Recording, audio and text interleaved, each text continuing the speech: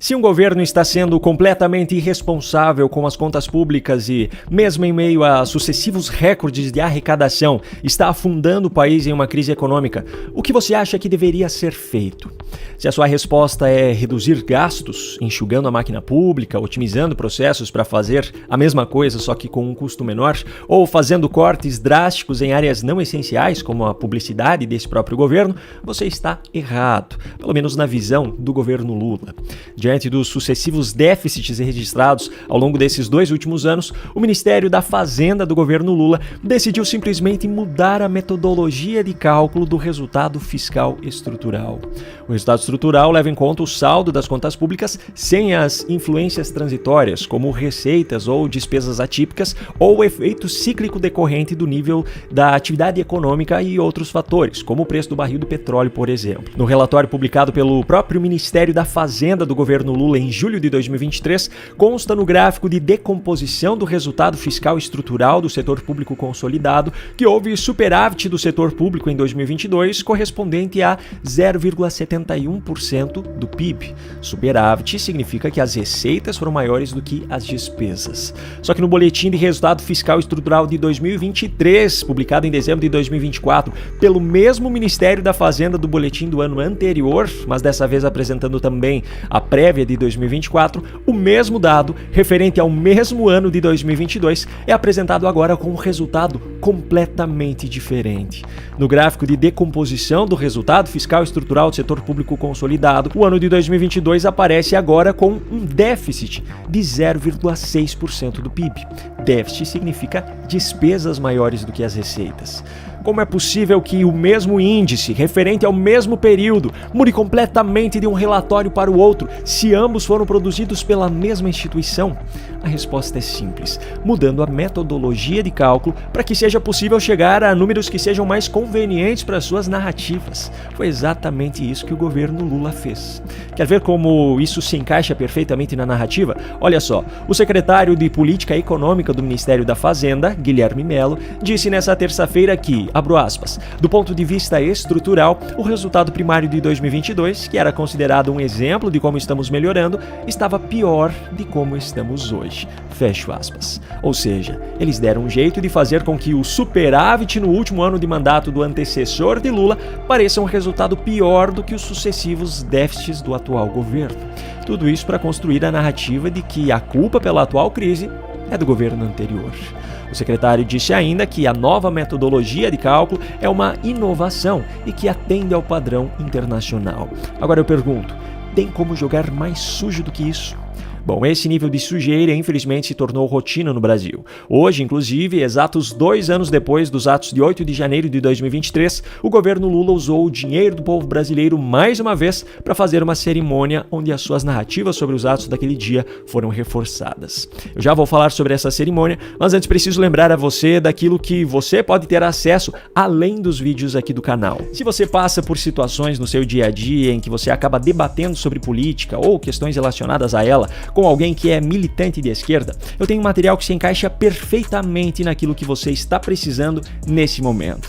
No e-book 7 estratégias para vencer debates com militantes de esquerda, eu compartilho com você 7 estratégias diferentes, todas testadas e validadas por mim. São estratégias que eu utilizo nos meus vídeos e no meu dia a dia e todas elas explicadas de maneira muito clara e objetiva. Você terá acesso a esse material por apenas R$ 19,90, clicando no primeiro link que eu deixei aqui na descrição do vídeo ou apontando a câmera do seu celular para o QR Code que está aparecendo agora aqui no canto.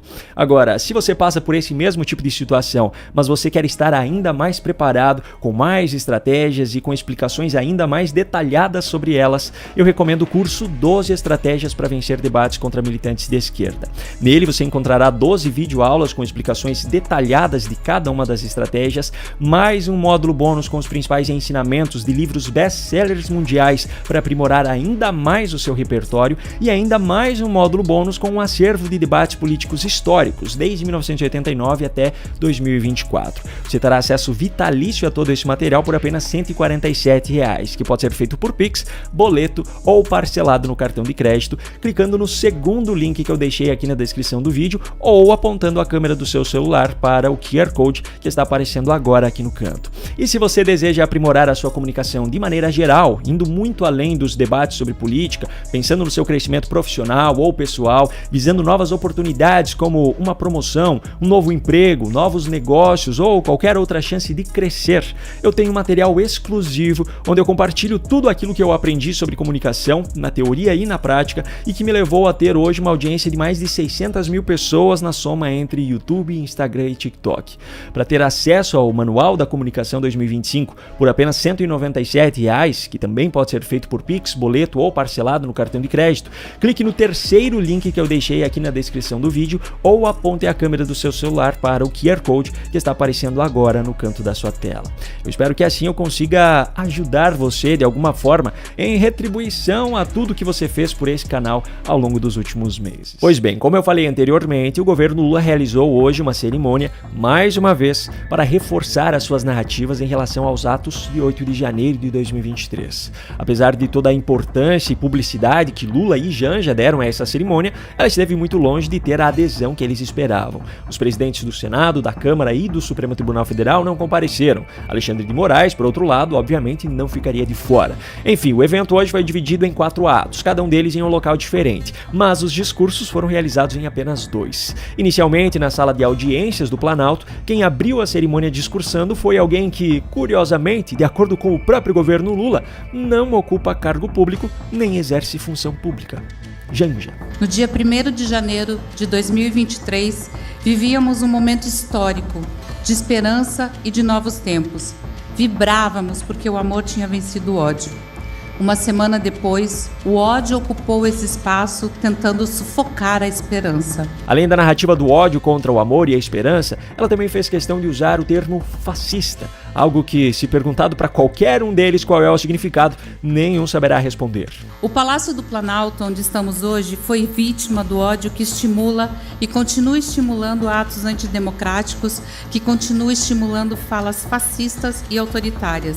Mais adiante na cerimônia, já em outro ambiente do palácio, diante do fracasso de público que ficou escancarado nas imagens da Praça dos Três Poderes, onde se esperava a presença de uma multidão, Lula fez questão de, logo no início do seu discurso, tentar contornar o fracasso do evento. Eu acho que hoje é um dia extremamente importante. Eu, durante a leitura da imprensa de manhã, eu vi a preocupação com alguns meios de comunicação, se ia ter muita gente, se ia ter pouca gente, se ia ter muita gente, se era fracassado ou não. Eu queria que as pessoas soubessem o seguinte: um ato de defesa da democracia brasileira, mesmo que tiver um só cara, uma só pessoa, numa praça pública, num palanque, falando em democracia, já é o suficiente para a gente acreditar que a democracia vai reinar nesse país. Pois é, acontece que o significado de democracia é justamente quando o poder emana do povo. Se o povo não existe, como ficou claro nas imagens, que democracia é essa formada por um pequeno grupo de políticos? Aliás, o grupo, que já é pequeno, poderia ter ficado ainda menor depois da frase em que Lula deu motivos de sobra para que Janja o fizesse sumir do mapa. Somente num processo democrático a gente pode conquistar isso. É por isso que eu sou um amante da democracia. Não sou nem marido, eu sou um amante da democracia, porque a maioria das vezes os amantes são mais apaixonados pela amante do que pelas mulheres. E como a cerimônia foi realizada apenas um dia depois de Mark Zuckerberg ter anunciado que as redes sociais pertencentes à Meta enfrentarão governos e tribunais que promovem a censura ao redor do mundo, Lula não poderia deixar de fora do seu discurso uma narrativa sobre esse assunto. Defendemos e defenderemos sempre a liberdade de expressão, mas não seremos tolerantes com os discursos de ódio, as fake news que colocam em risco a vida de pessoas, a incitação à violência contra o Estado de Direito. Pois é, a velha narrativa do Estado de Direito ou do Estado Democrático de Direito que eles insistem em usar enquanto, na verdade, colocam em prática o Estado Democrático que a pseudo-jornalista Natuza Neri deixou escapar ontem à noite em um programa da Globo News. No Brasil, a gente passou por um problema muito sério e que engajou muita gente, que foi uma tentativa de arrebentar com o Estado Democrático de Dinheiro. Estado Democrático de Dinheiro. Pois é, às vezes a pessoa quer mentir, mas a própria boca não deixa. A você que assistiu até aqui, um grande abraço e até a próxima.